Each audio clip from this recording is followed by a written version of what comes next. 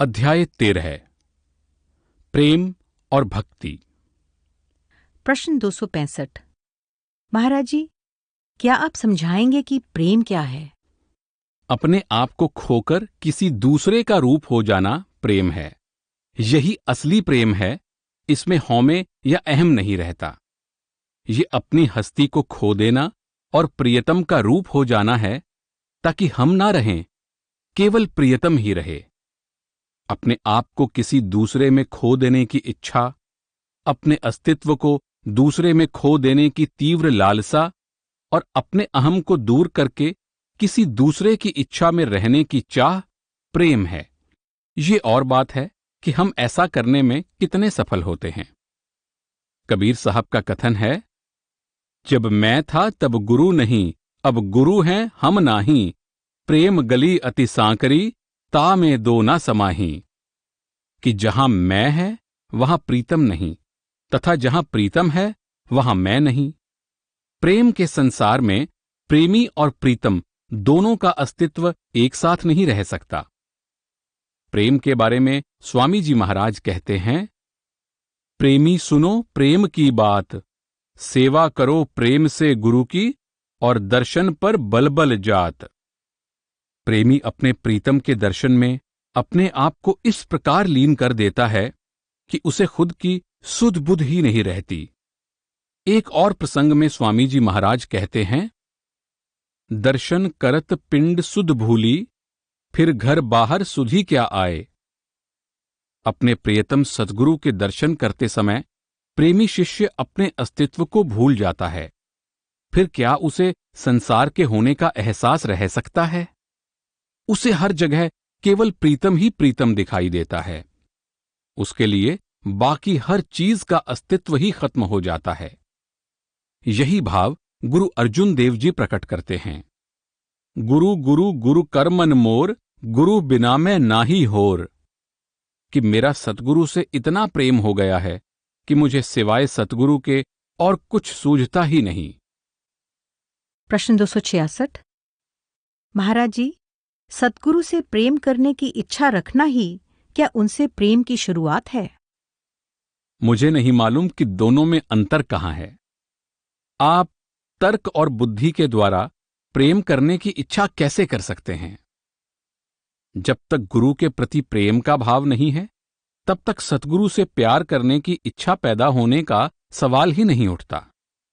जब तक सतगुरु के प्रति प्रेम ना हो, आपके अंदर उसे प्यार करने की इच्छा भी नहीं हो सकती। आप कह सकते हैं कि आप उस प्रेम को बढ़ाना चाहते हैं, लेकिन बीज तो वहां पहले ही पड़ चुका है, वरना आप उस बीज के उगने और बढ़ने की इच्छा नहीं करते। अगर बीज ही नहीं है तो आप उसे अंकुरित नहीं कर सकते। बीज तो आप में है, आप उसके खूब फलने फूलने की कामना करते हैं।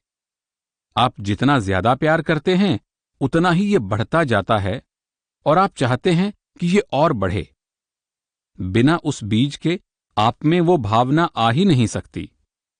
इसलिए प्यार करने की इच्छा प्यार के ना होने पर नहीं आ सकती। तो क्या हमारे अंदर प्यार का एक सूक्ष्म कण मौजूद है? हां, हमारे अंदर थोड़ा सा प्यार है, प्रेम का बीज है, इसमें कोई शक नहीं।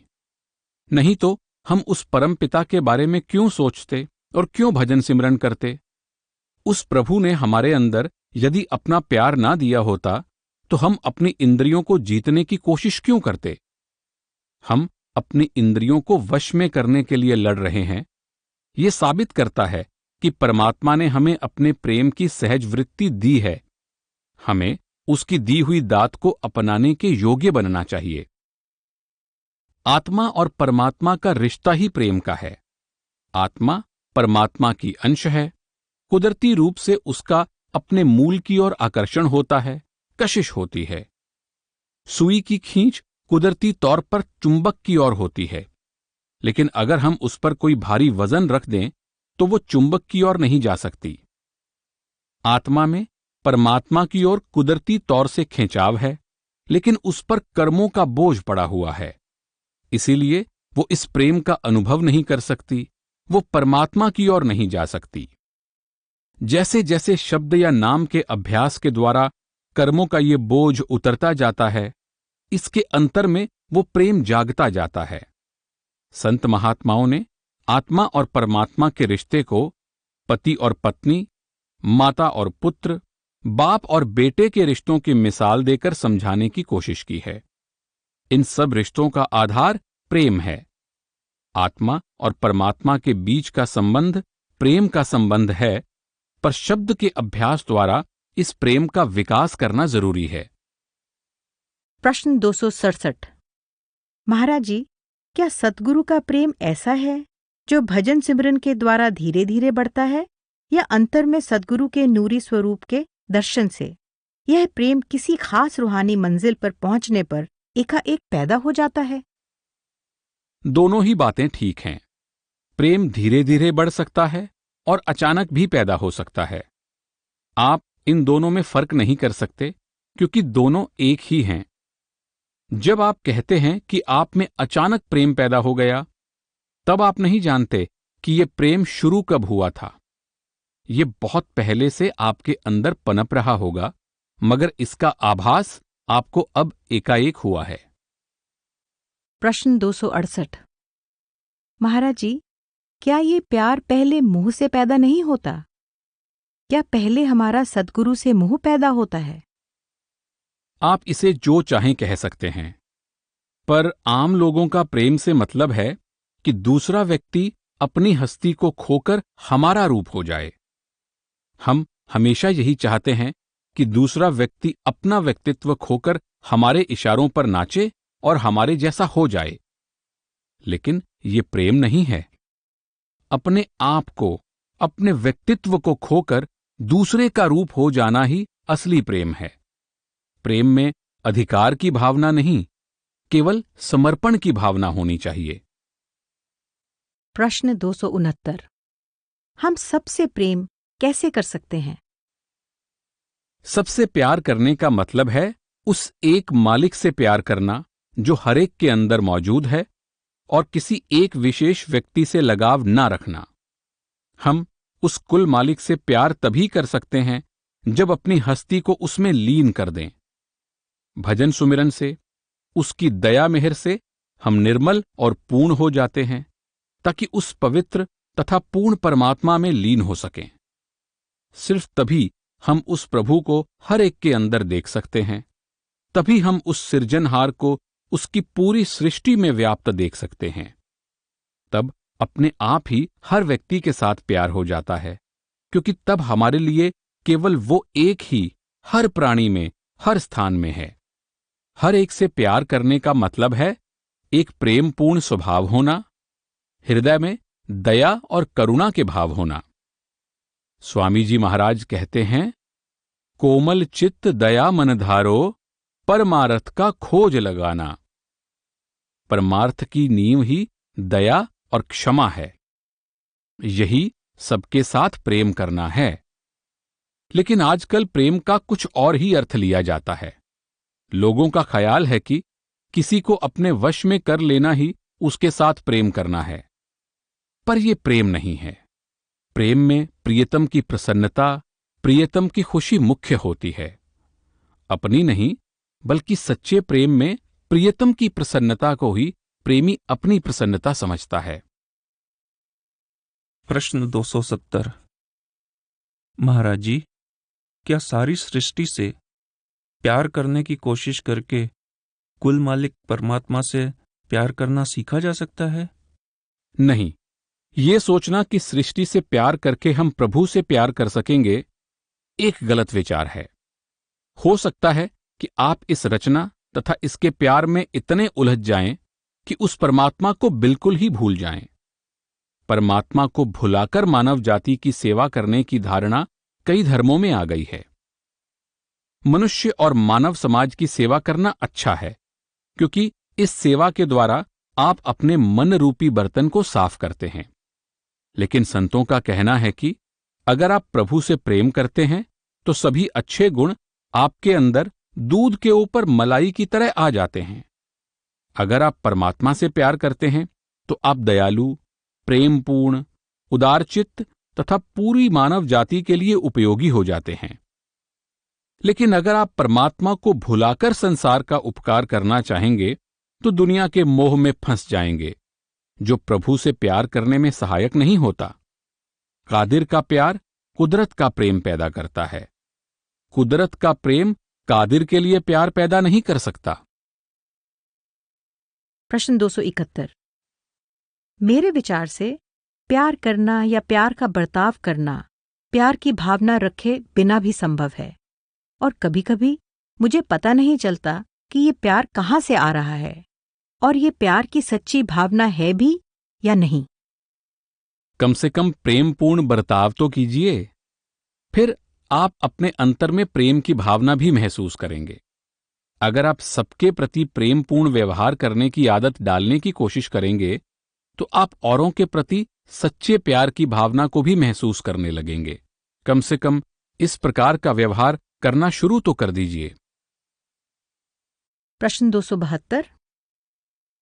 महाराज जी, आपने फरमाया था कि प्रेम तब पैदा होता है जब हम अपने अहम भाव का नाश कर देते हैं। क्या इसका अर्थ है कि जब तक हम दूसरी मंजिल के नीचे नीचे हैं, हम प्रेम का अनुभव नहीं कर सकते? थोड़े से प्रेम का भी नहीं? नहीं, हमारा अहम भाव तीसरे तिल तक पहुंचने पर ही कम होना शुरू हो जाता है।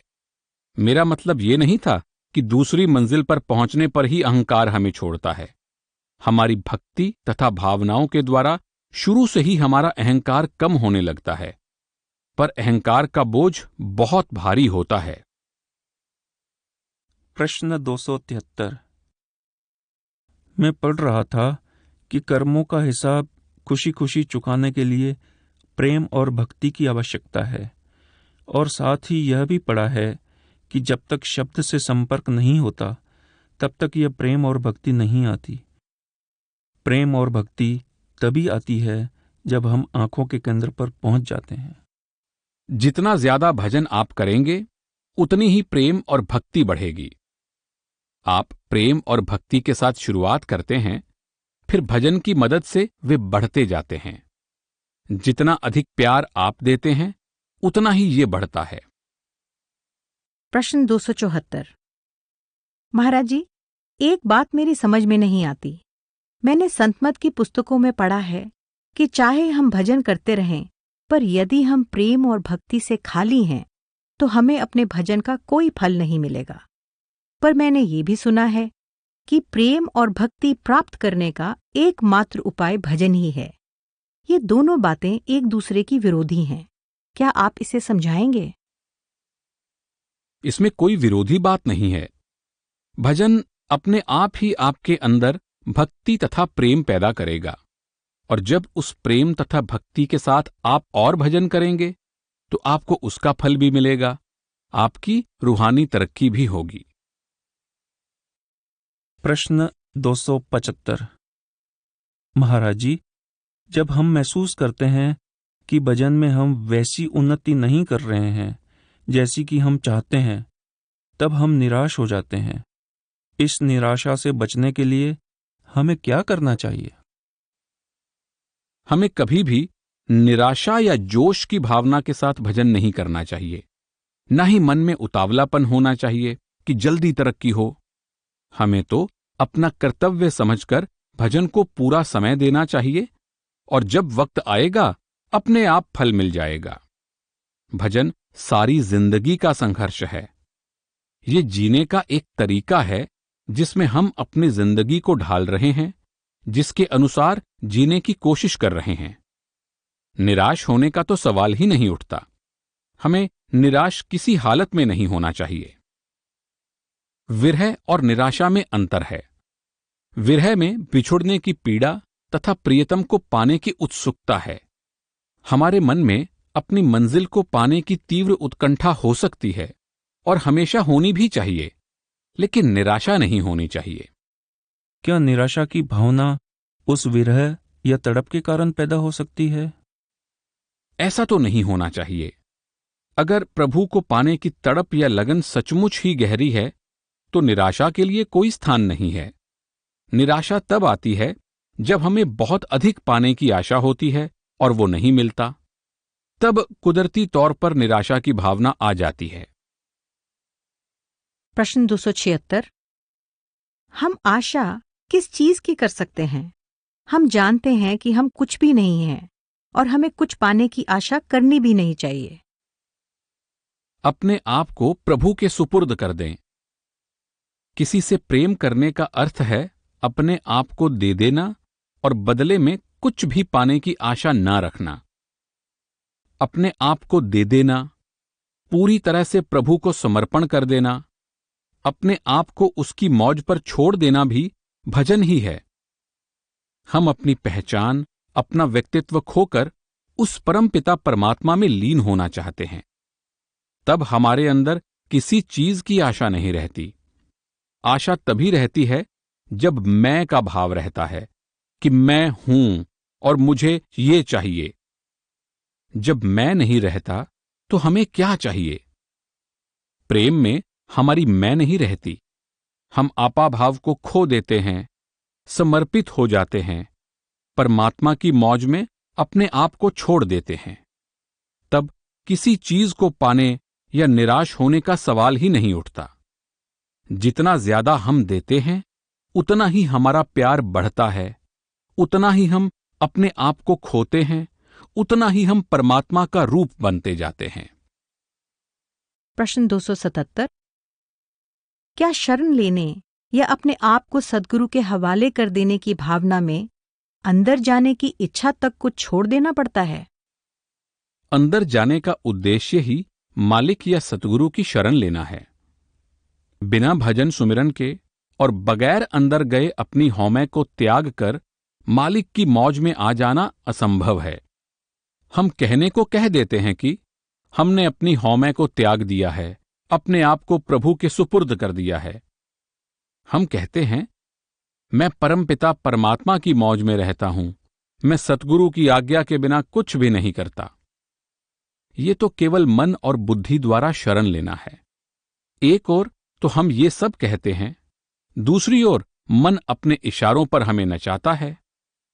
ये शरण लेना, ये अपने आप को बिना शर्त प्रभु के सुपुर्द कर देना नहीं है। ये सोचना अच्छा लग सकता है कि हमने शरण ले ली है, पर सच्चे अर्थों में शरण लेना या सतगुरु की रजा में रहना केवल भजन सुमिरन द्वारा ही संभव है। समर्पण, शरण या परमात्मा की मौज में रहना, ये सब एक ही हैं। ये अवस्था आपको त्रिकुटी पार करने के बाद ही प्राप्त होती है। जब तक मन का जोर है, शरण नहीं ली जा सकती, परमपिता की मौज में नहीं रहा जा सकता, अहंकार का नाश नहीं हो सकता। जब आत्मा पर से सब पर्दे हट जाएंगे, तभी सच्ची शरण प्राप्त होगी। तब आत्मा जगमगाने लगेगी, पूर्ण हो जाएगी और तब वो उस पूर्ण पुरुष परमात्मा में लीन होने के योग्य होगी। यही असली शरण है, यही सच्चा प्रेम है, यही वास्तविक भक्ति है। प्रश्न 278। महाराज जी, लोग कहते हैं कि जब कोई सत्संगी भजन करते हुए इस मार्ग पर आगे बढ़ता है, तब उसके अंदर दो प्रकार के भाव पैदा होते हैं। एक तो उसके अंदर वापस निज घर जाने की तीव्र इच्छा और लगन पैदा हो जाती है, और दूसरे उसे आंतरिक आनंद और शांति की प्राप्ति होती है। ये दोनों बातें एक दूसरे के विरुद्ध प्रतीत होती हैं। नहीं, दोनों एक ही हैं। परमात्मा के पास वापस जाने की तीव्र लालसा होने में और अपने अंदर उस शांति तथा आनंद का अनुभव करने में क्या अंतर है? जो लोग परमात्मा के प्रेम और भक्ति से भरे हुए हैं, वे गहरी पीड़ा का अनुभव करते हैं, इसमें कोई संदेह नहीं। पर वे उस पीड़ा को संसार की किसी भी वस्तु से बदलना पसंद नहीं करेंगे। संसार के सारे पदार्थ उनके सामने हों तो भी वे उस पीड़ा के साथ रहना पसंद करेंगे। वे परम पिता के विरह तथा उसको पाने की इच्छा से कभी अलग होने के लिए तैयार नहीं होंगे। वे उस प्रेम में ही रहना चाहते हैं, चाहे इसके लिए उन्हें कोई भी कुर्बानी क्यों ना देनी पड़े। इसका मतलब है कि उस विरह की पीड़ा में भी कुछ शांति, कुछ सांत्वना, कुछ सुख है, जिसे प्रेमी किसी कीमत पर भी छोड़ना नहीं चाहते। अगर आप किसी लड़की से प्रेम करते हैं और कोई आपसे कहे आप उस लड़की को भूल जाएं तो मैं आपको मुंह मांगी चीज देने को तैयार हूं। तो भी आप उसे भूलना नहीं चाहेंगे। चाहे आप उसे देख ना सकें या उससे मिल ना सकें, तो भी आप अपने प्यार में खुश हैं। आप उसके वियोग की वेदना का अनुभव करते हैं, फिर भी उसे भूलना नहीं चाहेंगे। उस प्रेम में कुछ ऐसी बात है कि आप उसे छोड़ना नहीं चाहते। इसीलिए संतों ने सूली पर चढ़ना मंजूर किया, लोहे के तपते तवों पर बैठना स्वीकार किया, अपने प्राणों की कुर्बानी दे दी, लेकिन परमात्मा की प्रीति और भक्ति को ना छोड़ा।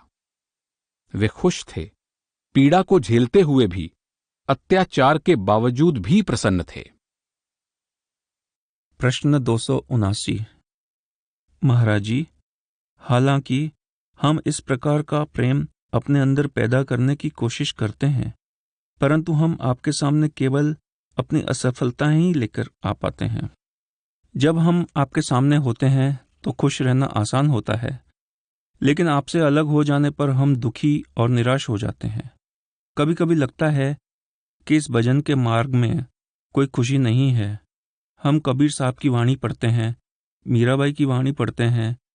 वो कहते हैं कि यह आंसुओं का, निद्रा रहित रातों का रास्ता है, यह खुशी का रास्ता नहीं है। परंतु मैं जानता हूं कि हमें खुश रहने की कोशिश करनी चाहिए। कुछ सफलता प्राप्त करने से पहले इस मार्ग पर प्रश्न रहने के विषय में क्या आप कुछ कहेंगे? हजरत ईसा इस पीड़ा तथा आनंद का बहुत सुंदर उदाहरण देते हैं। वे एक बालक के जन्म का उदाहरण देते हैं। अगर स्त्री बच्चे के जन्म की पीड़ा से डरती है, तो वो कभी भी बच्चे को जन्म देने के सुख का अनुभव नहीं कर सकती, क्योंकि उस पीड़ा में ही मां बनने का सुख छिपा हुआ है। उस पीड़ा को सहे बगैर वो कभी भी ये सुख प्राप्त नहीं कर सकती। इसलिए उसके दर्द में खुशी छिपी हुई है, क्योंकि बच्चे को जन्म देने पर वो संसार में सबसे खुश स्त्री होती है। लेकिन इससे पहले उसे पीड़ा सहनी पड़ती है। हजरत ईसा कहते हैं, स्त्री प्रसव की पीड़ा के समय दुखी होती है, परंतु बच्चे को जन्म देते ही वो उस कष्ट को बिल्कुल भूल जाती है, क्योंकि वो बच्चे की प्राप्ति के आनंद में मग्न हो जाती है।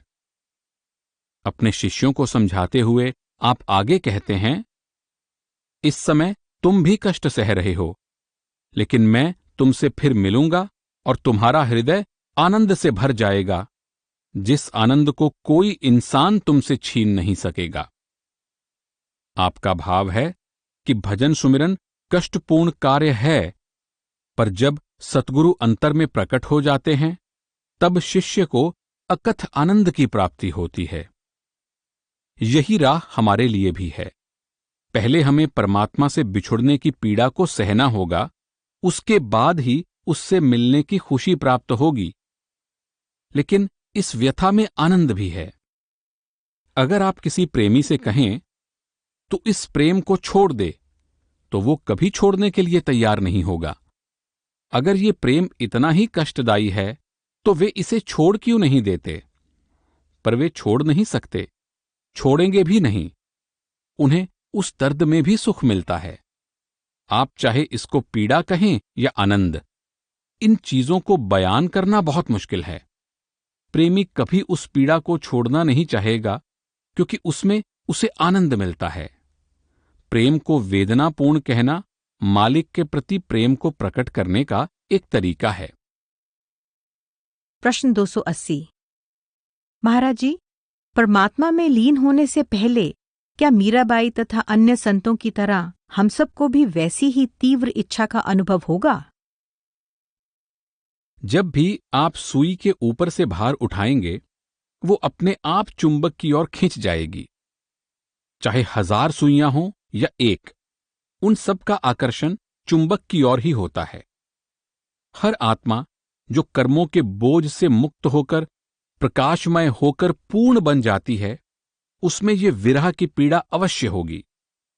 ये दर्द हर आत्मा को सहना होगा, चाहे वो मीराबाई की आत्मा हो या किसी और की। हमें मीराबाई के बारे में पता है, क्योंकि उसने अपने पदों में अपने दर्द को प्रकट किया है। हो सकता है कि और लोग अपने विरह को प्रकट करने में सफल ना हुए हों, पर प्रेम या चेतना के उस स्तर तक पहुंचने वाली हर आत्मा को विरह की इस वेदना का अनुभव अवश्य होता है। महाराज जी, जब सुई चुंबक तक पहुंच जाती है तब तो उसमें किसी प्रकार के वियोग की पीड़ा नहीं रहती। बोझ उतरने के बाद सुई की चुंबक तक पहुंचने की इच्छा और उसके चुंबक तक पहुंचने में कितना समय लगता है? दूसरे शब्दों में, क्या हर एक आत्मा को परमात्मा तक पहुंचने से पहले कुछ समय के लिए यह विरह की वेदना सहनी पड़ती है? सहने का सवाल नहीं है। विरह का दर्द तो हमेशा अंदर मौजूद है। आत्मा हमेशा अपने मूल स्रोत परमात्मा से मिलने के लिए व्याकुल रहती है, लेकिन कर्मों के बोझ के तले दबे होने के कारण और इंद्रियों के भोगों की ओर प्रवृत्त होने के कारण हम उस विरह की व्याकुलता को महसूस नहीं करते। उदाहरण के लिए, 1000 वॉट के जितने भी बल्ब लें, उनका सब में एक जैसा प्रकाश होता है, पर जिस बल्ब के चारों ओर 30-40 काले कपड़े लिपटे हुए हों, उसका प्रकाश आपको दिखाई नहीं देता और आप उसका उपयोग भी नहीं कर सकते। अगर आप उन पर्दों को उतारना शुरू कर दें तो प्रकाश छन छन कर आने लगेगा और अंत में आपको पूरा प्रकाश दिखाई देगा। प्रकाश तो वहां हमेशा था, क्योंकि बल्ब का गुण प्रकाश देना है, लेकिन काले पर्दों के कारण हम उस प्रकाश का लाभ नहीं उठा सके। इसी प्रकार हर एक आत्मा परमात्मा से मिलने के लिए तड़प रही है, लेकिन कर्मों के, मन के, भोगों के, संसार के मोह तथा कामकाज के पर्दों से ढके होने के कारण हम उस विरह को महसूस नहीं कर पाते। जैसे जैसे हम ये पर्दे उतारते जाते हैं, हमें विरह की व्याकुलता का अनुभव होना शुरू हो जाता है और अंत में आत्मा निर्मल तथा पवित्र होकर उस परमात्मा में समा जाती है। प्रश्न 281।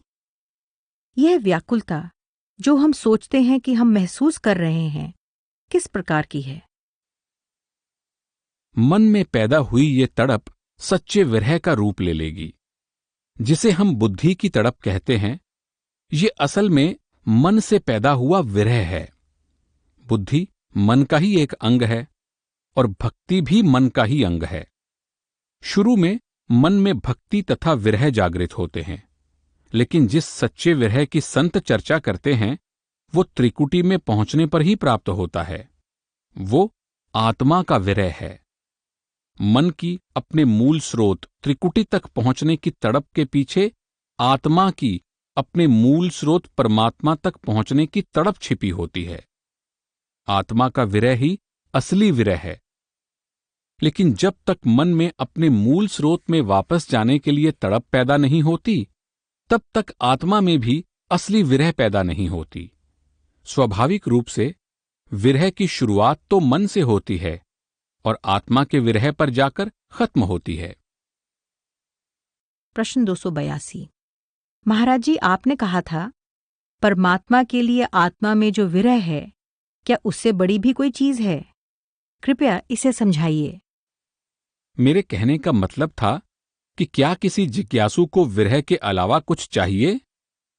अगर उसके अंदर परम पिता के लिए विरह, उसके प्रति प्रेम और उससे मिलाप के लिए तड़प है, तो क्या और कुछ बाकी रहता है? लेकिन हमारे अंदर केवल बौद्धिक विरह है। असल में हमारी तड़प तो दुनिया के पदार्थों, धन दौलत तथा मान बढ़ाई के लिए है। हम सांसारिक वस्तुओं की इच्छा करते हैं और सोच लेते हैं कि हमारे अंदर परमात्मा को पाने की चाह है। हमारे अंदर परमात्मा से मिलने की सच्ची तड़प नहीं है। अगर हमारे अंदर प्रभु को पाने की तड़प होती, तो हमारे अंदर संसार की वस्तुओं के लिए कोई व्याकुलता ना होती, क्योंकि जब हमारा रचना करने वाले से प्रेम हो जाता है, तो उसकी रचना से हमारा मोह अपने आप टूट जाता है। प्रभु से मिलाप करने की ये तड़प वो प्रभु खुद ही पैदा करता है। गुरु अमरदास जी कहते हैं, जिसने देई सोई जन पावे, होर किया को करे चतुराई। कि जिसको वो परमात्मा खुद बख्शता है, वही ये दात प्राप्त करता है। इसमें किसी की चतुराई काम नहीं देती। मेरे इस कथन का कि विरह के सिवाय और किसी चीज की जरूरत नहीं है, भी यही मतलब था कि जिस साधक को प्रभु से उसको पाने तथा उसमें समाने की तीव्र इच्छा या विरह का वरदान और आनंद मिल जाए, उसे और क्या चाहिए। तब उसकी सब सांसारिक इच्छाएं दूर हो जाती हैं और उसका मन भी इस रचना में फंसा नहीं रहता। इसीलिए हजरत ईसा ने कहा है, वे भाग्यशाली हैं जो विलाप करते हैं, क्योंकि उन्हीं को सुख और संतोष दिया जाएगा।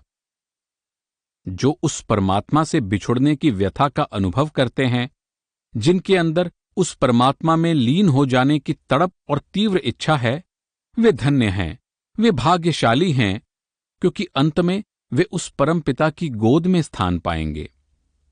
बाबा फरीद कहते हैं, बिरहा बिरहा आखिए बिरहा तू सुल्तान, फरीदा जित तन बिरहो ना उपजे, सो तन जान मसान। अर्थात लोग विरह की पीड़ा की शिकायत करते हैं, पर विरह सुल्तान है, सबसे ऊंची और निर्मल भावना है। ये प्रीतम से मिलाप का मुख्य साधन है।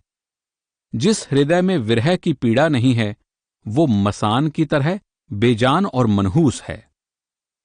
स्वामी जी महाराज का कथन है, गुरु संग प्रीत करी उन ऐसी, जस चकोर चंदाए, गुरु बिन कल नहीं पड़त घड़ी इक, दम दम मन अकुलाए।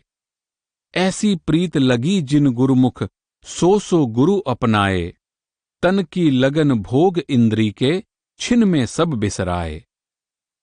जिनके हृदय में सतगुरु की सच्ची प्रीति जाग उठती है, वे सतगुरु से पल भर का बिछोह सहन नहीं कर सकते।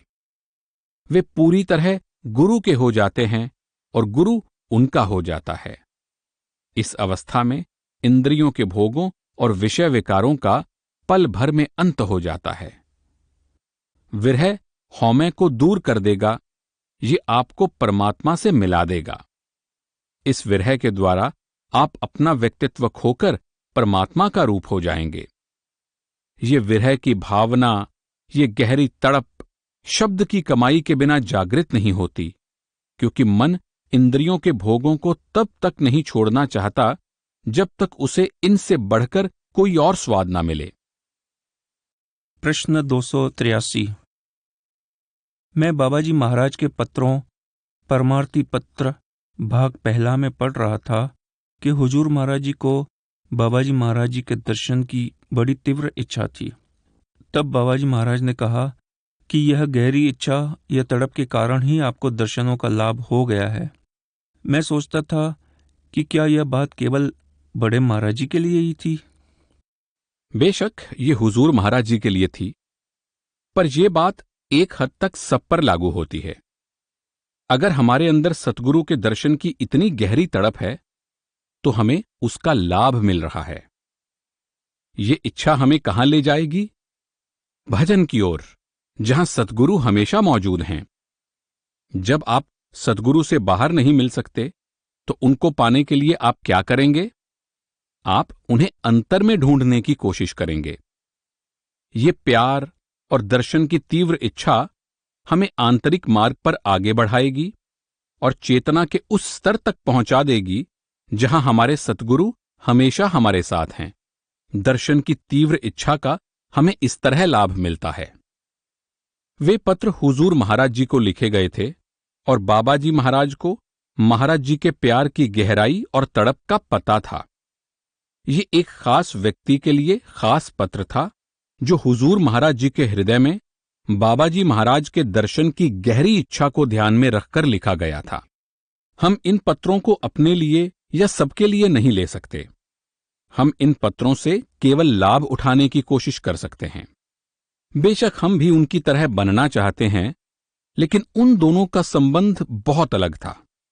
एक सतगुरु दूसरे सतगुरु को तैयार कर रहे थे। प्रश्न 284। क्या आप इस बात से सहमत होंगे कि जब हम भजन में बैठें तो हमें दर्शन की तीव्र इच्छा से प्रेरित होकर बैठना चाहिए? हमें क्या चाहिए, इसका प्रश्न ही नहीं उठता।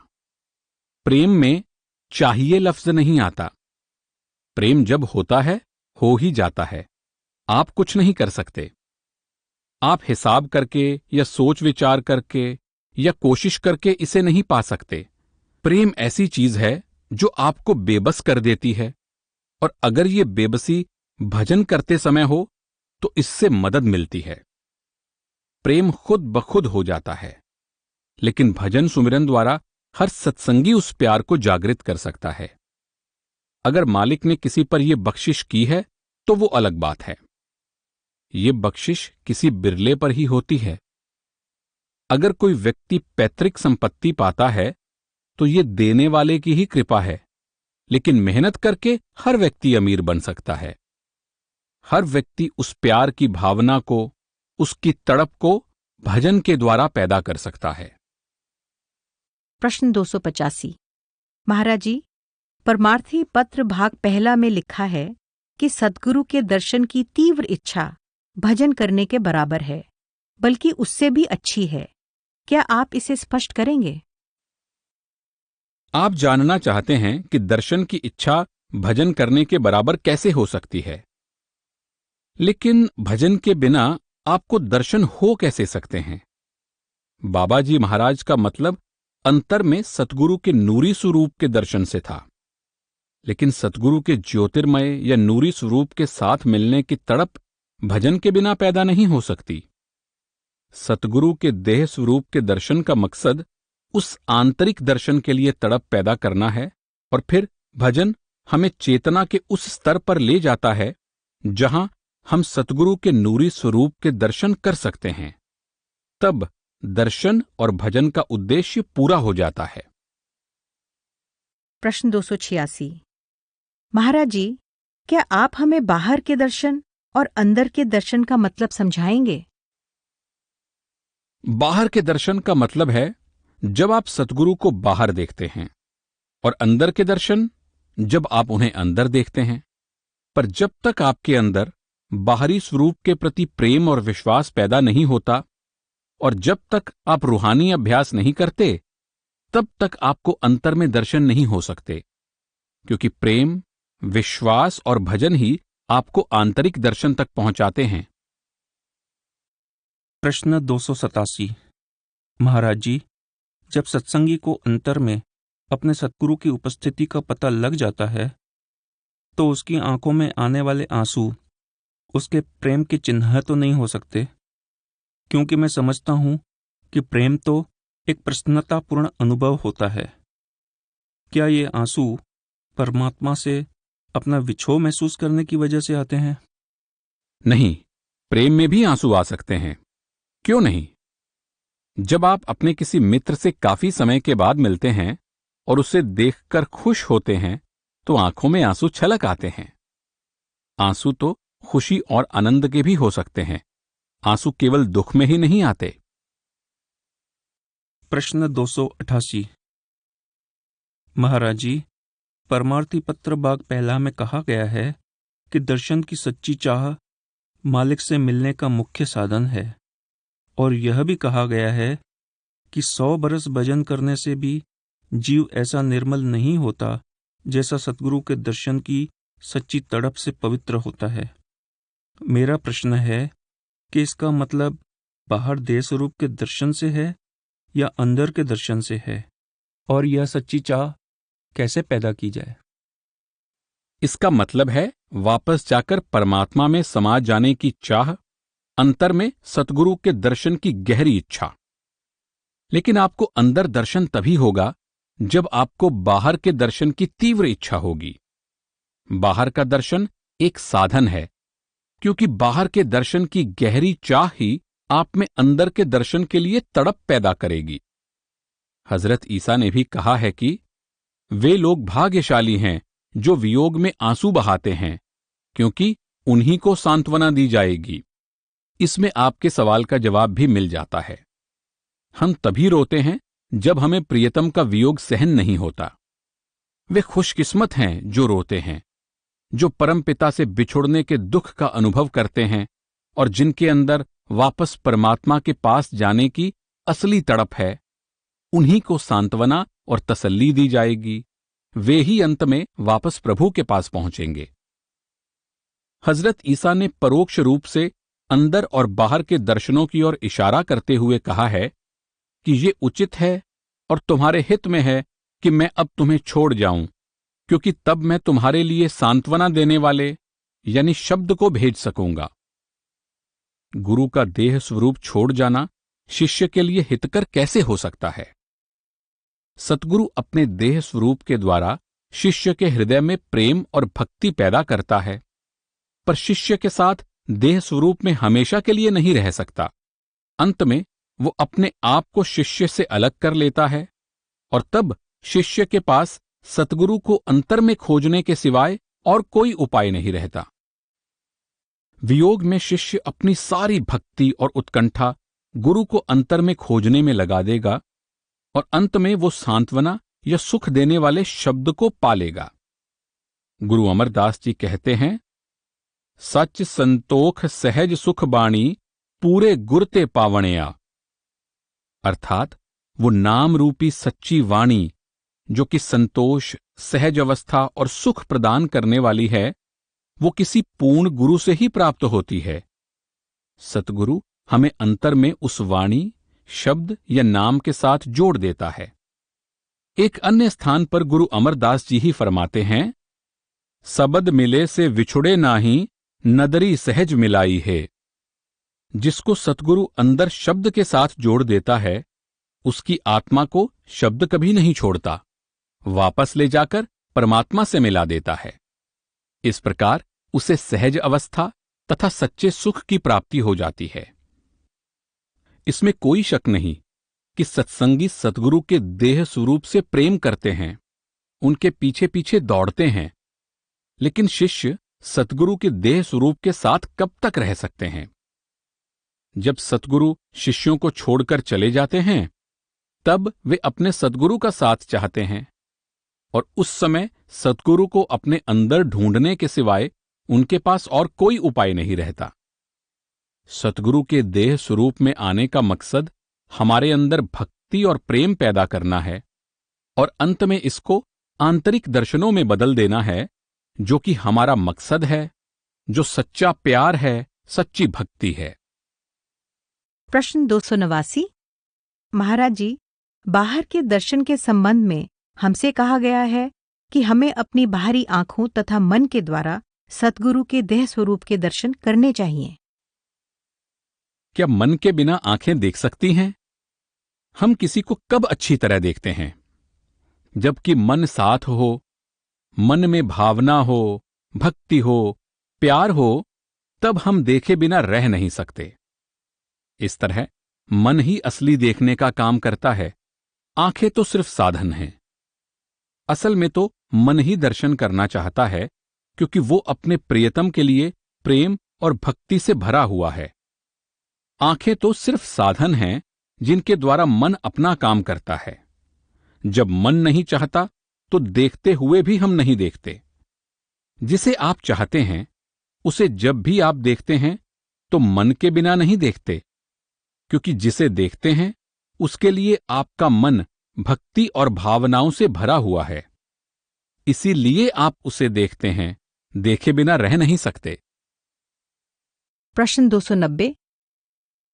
क्या तीसरे तिल पर ध्यान रखते हुए हमें मन के द्वारा सद्गुरु के दर्शन करने चाहिए? वो अंदर की बात है, भजन करते समय की। आप आंखें खोलकर अंदर ध्यान कैसे कर सकते हैं? या तो आप बाहर सतगुरु के देह स्वरूप पर ध्यान रख सकते हैं, या फिर तीसरे तिल में आंखों के पीछे। अगर आप अपने प्रेम की वस्तु को बाहर की आंखों से देखते हैं, तब आपका पूरा ध्यान उस वस्तु पर होना चाहिए, किसी और चीज पर नहीं। मन के द्वारा देखने का मतलब है कि जिसे आप देख रहे हो उसे पूरे ध्यान के साथ देखना चाहिए। प्रश्न 291। तो क्या हमें सद्गुरु के देह स्वरूप के दर्शन करते समय सुमिरन नहीं करना चाहिए?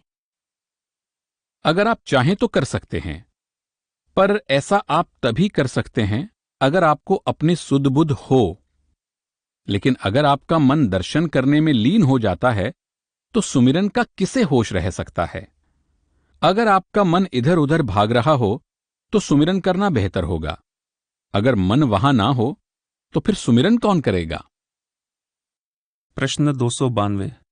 महाराज जी, कभी कभी जब हम आपको देखते हैं तो हम अपने आप ही आपके प्रति आकर्षित हो जाते हैं और ऐसा महसूस करते हैं कि कोई चीज हमें खींच रही है, लेकिन फिर भी हमें लगता है कि हम आपसे बहुत दूर हैं।